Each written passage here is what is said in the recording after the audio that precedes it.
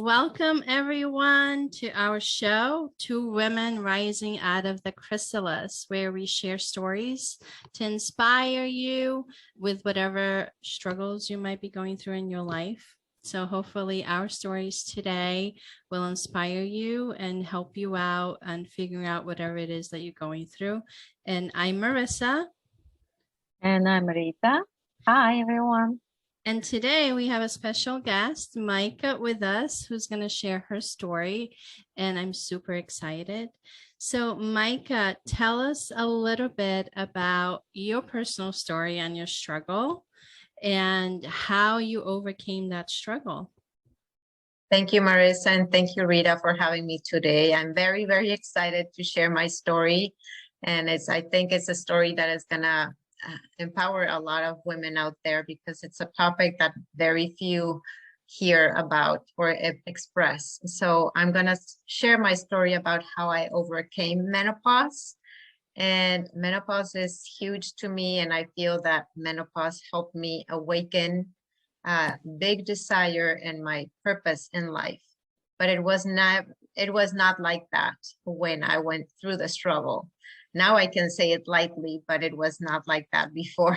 I'm sure a lot of us can relate. Well, Rita can relate, because Rita went through a lot of struggles as well, that I ended up helping her with some of them. So yeah, a lot of us, I'm not there yet, but I'm sure I'll be going through the process soon. So a lot of us can definitely relate, Micah. So you're in the right place today. Please share. Yes. So I think I didn't know what menopause was, and I started feeling like I was 40, and I started to feel like things were not working anymore like they were. So I lost a little bit of hearing aid. I lost eyesight. So I know, I felt like I was breaking down in pieces, but I didn't know why. And I was feeling really, really tired every afternoon. And I was telling my husband, hey, what is going on with me? I need to take naps, when I never took naps before. They're like, hey, just take naps. And they're like, no, that's not like me. I don't like myself taking naps. I need to be feeling productive. So, but that took a while. I didn't know where I was. And it was about 8 years of that. So I just went through the motions, and I was taking care of my kids and all until I turned close to, I think I was 48 years old. And then I had night sweats and brain and breast pain that was really terrible. And that alone, I felt so devastated, because I was thinking that I had breast cancer. So then I started using a friend of mine approached me, and I used some essential oils, and that took care of my breast pain and my night sweats. So, okay, natural ways to take care of my health. And I started sharing a lot of things with other people. But then again, that got resolved. And then I had brain fog for many years, like a couple years. I could not remember where I put my keys. I could not remember where I left things. I could not feel organized on my work.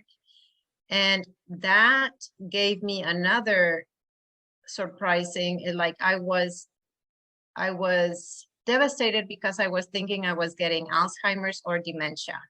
And at all costs, I wanted to avoid that. So I dig deep into what can I do to help my brain. And at that time, I was not happy either with my body, because I was getting very, very bloated at night, especially. And I didn't like my body. Every day in front of the mirror, I would say, I don't like myself. I don't like myself. I don't like myself. And those two things really took my energy down. Even though I was running marathons at that time, I was not really feeling happy with myself. So I started investigating what to do for the brain. I still didn't know all these was probably menopause, but I started to fix my brain. I started to eat different, and I started to follow what this book was telling me about the brain. Change your brain, change your life. and it really changed my life forever, because I changed my diet. I changed the way I ate. I built a new relationship with food, which I had never in my life had been in a diet. And this was the first time I decided, okay, I'm going to go all in with this because I want some changes in my life. And as soon as I started changing that, within days or a week, my brain fog went away. I started to feeling not sleepy anymore, not yawning anymore in front of the computer. I could remember things. And the best thing, after a while, I saw my tummy flat. For the first time ever, I had a flat tummy. Not even running marathons had I had a flat tummy. Like, hey, So I love my body. You got rid of the bloatiness, but were you always athletic, an athletic person? Were you always? I was always athletic person. I was always eating healthy, but it was my healthy was not healthy enough anymore for the changes that I was going through menopause and the hormonal changes. Hormones needed other type of food that I was not providing before, because we used to eat non-fat diet, right? That was the healthy staple. But So what were you like mostly vegetarian, or like what kind of foods were you eating before that you had to get rid of? So I was eating salads. I was eating very, very low fat diet. And that was not allowing my brain to work function well, because the brain is 80% fat. So the brain needs fat. So I started to change that. And something that everybody will love is fats burn fat. The right fat helps you burn fat. So when you start increasing the fat goes away. Yeah. And the brain starts getting sharper.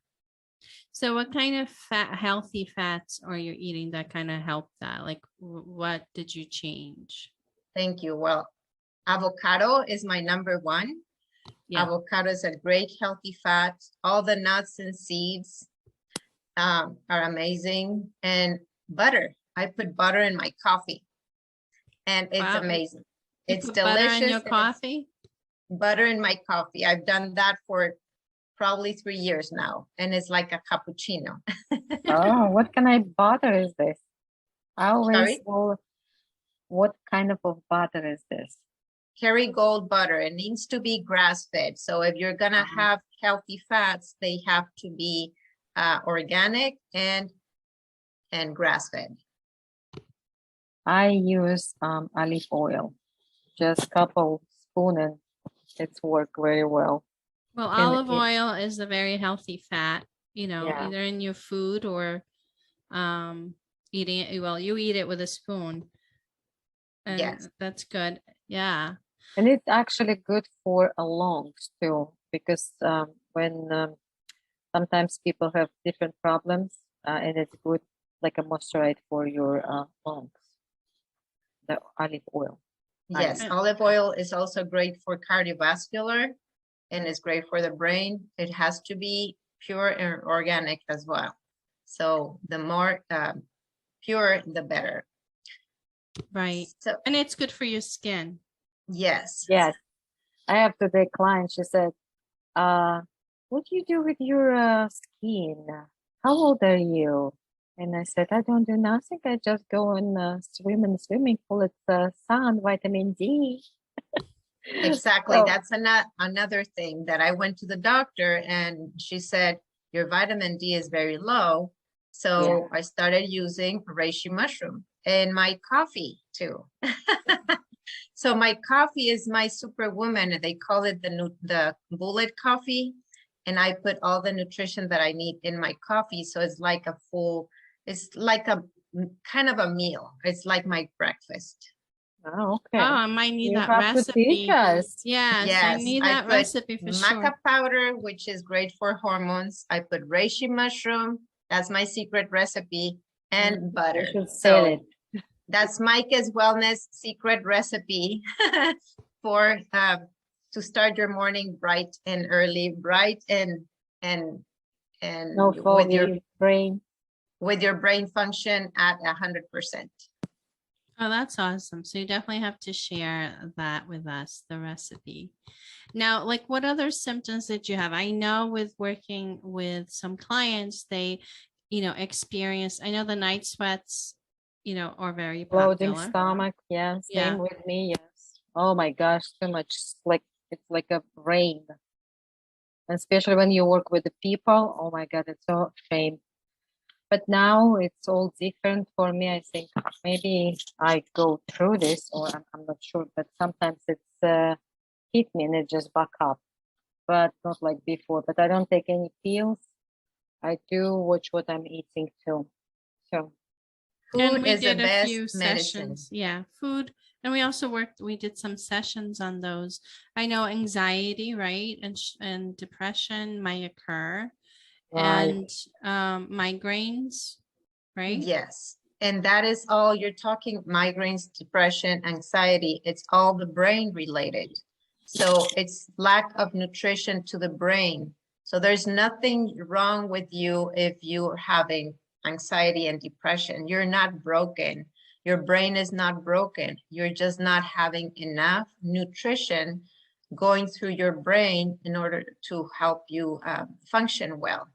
So when you upgrade your nutrition intake through supplementation and through food, then your body's able to work better. You have more energy and you can exercise and feel more motivated to do other things and have more fun. Oh, awesome. And like, did you have any loss of weight with your diet change or any gain weight? How did it change your body? My body, just the physiognomy of my body changed like for better, very nice definition of the muscles. Mm-hmm. And the flat tummy that I was in awe and so happy I became in love of my body again. I felt so much confidence because now I was in control. Now my mind was not controlling me. I was in control of my mind. And I was able to take care of my thoughts also, and my brain, my mindset changed. But because I was confident, I feel good in my body, then you're feeding it even better. You're moving your body better because everything is aligned and you feel better. Yeah. Oh, that's awesome. Now, you said earlier that this kind of also changed you. Was it like a spiritual journey that you went through as well, or like an awakening? Yes, and thank you for asking that because that was another secret piece when my kids were starting to go to college and I became an empty nester and I was still battling with this menopause and kind of finding myself. I really felt like a hole in my heart. I felt kind of lost because they were leaving and it like now what am I going to do? Who am I if I'm not a mom and I am not a mom 24/7? What am I to do? And I was busy doing other stuff, but I felt lonely. I felt like unmotivated. I felt sad, like all my body was sad. So when my daughter left, then a friend of mine invited me to a reading club. And I felt guilty to go because my daughter was almost leaving for college. And she said, Mom, and I asked her, should I go? And she said, Mom, of course, I'll be gone. Just go and have fun.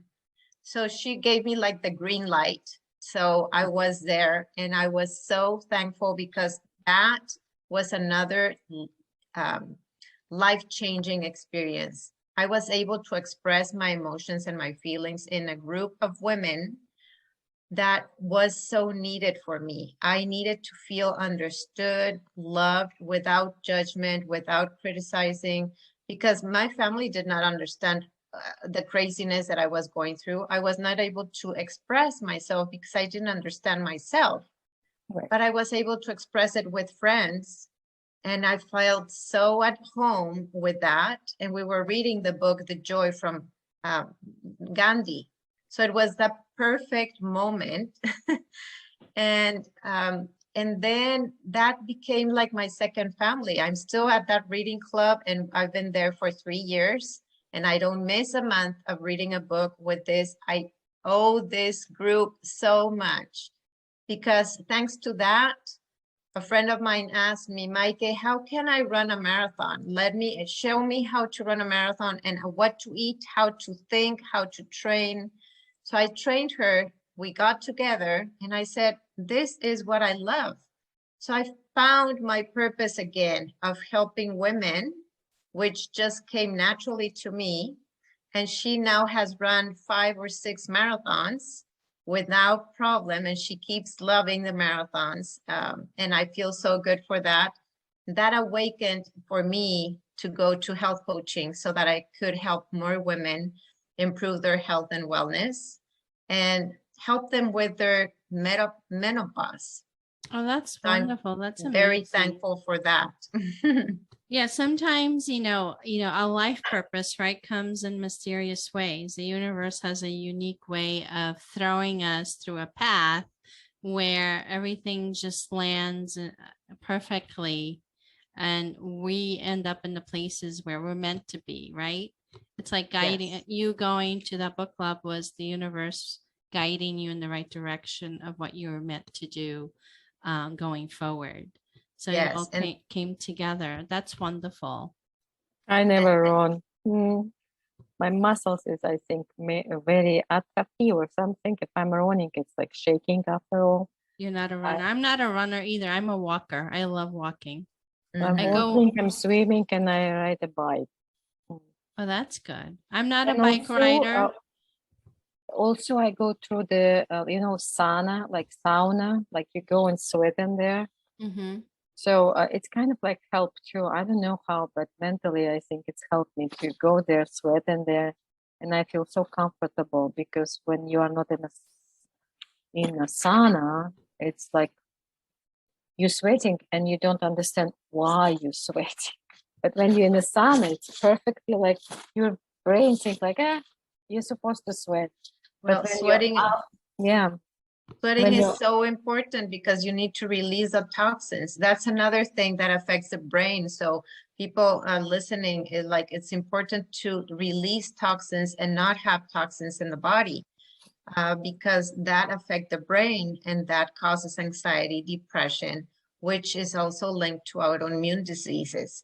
So not only menopause struggles, like the hormones are sabotaged by the toxins. So you can't do a premature menopause if you are consuming or landing so many toxins on your body with chemicals that we're cleaning the house, we're using chemicals in our body with products.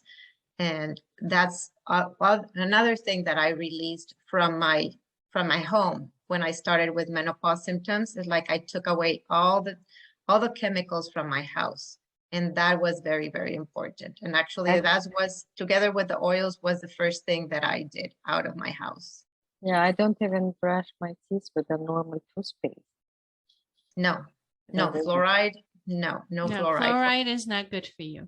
For your brain, especially. But it's not good for your brain, exactly. Right. And especially your pineal gland. Right. Which is I really care about this. And we even if you're not I know you're having fun with your arms there, but even if you're not going through menopause, you could be experiencing a lot of these symptoms. I know I had, and I've changed my diet, and it has helped significantly, especially with brain fog. I've had that. I never had the sweats, but definitely the migraine, but the brain fog comes along. Most people that experience anxiety or depression will also have brain fog or loss of memory. They can't remember. So the two go in hand, and it's very important that the diet is really important. So even if you're not experiencing menopause, you may be experiencing symptoms that are very similar, and it goes down to the same thing. Yeah, your diet and the foods that you're providing your body, and exercise, right? You have to have some type of well care for your body, whether you're running, you're going to the gym, some type of yoga, whatever it is, you still need to maintain some type of well care for your body. Yes. to maintain a healthy balance. It's not, a lot of people just think, well, I'll just do mindfulness exercises, but just doing mindfulness exercise is only one part, right? Changing the way you think and so forth. But the body's also important. Yeah. Yes, it has to be all together. So spiritual connection, I feel that meditation helped me a lot, and having that connection with spirituality, because that filled my soul. And we need to feed the soul. We have to work out the brain. We have to work out the spiritual muscle as well as the body muscles. And we have to feed the right food so that everything is in alignment and with energy that expands from the inside out. A lot of people think it's from outside in, and our relationships, but our relationships with others start with us. If we're having a loving relationship with ourselves, then that expands to the rest. And we cannot be a good mother, a good worker. We cannot be a good Friends or wife if we Name are it. not well taken care of, if we're not in love with who we are. Absolutely. You're so right. And, it doesn't mean that you meditate one day and then you think you have a ride off, or whenever somebody mentions it, oh, I meditated today, so I'm good for the rest of the year. No, it's maintenance. You have to keep it up. Should be just as if you have to brush your teeth every day because the dentist tells you that's what you have to do to maintain your teeth. You have to meditate every day or do some type of well care to maintain that spirit, on alignment as well. I do talk to my subconscious mind every day. I just talk to it like it's my best friend. I don't even talk to my consciousness anymore. I'm like, you stay away. So the subconscious mind always helps me to meditate about everything. Yes, it's so Yeah. Do important. or And not to journaling. do, yes. Do this or do that. It's like I just now been in swimming pool, right? And I really meditate, and I just go playful in there like a child in I don't know, in the playground. But And it's this is what I heard. You have to let this go, and you have to be more like happy as a child. Do that innocent thing in you, and just bring this out of you. So, and it's so release all this is tension. We every day we have that tension. Actually, I would say also the sweatness can come with that stress. Like, let's say somebody go through divorce or somebody go through fighting in the family.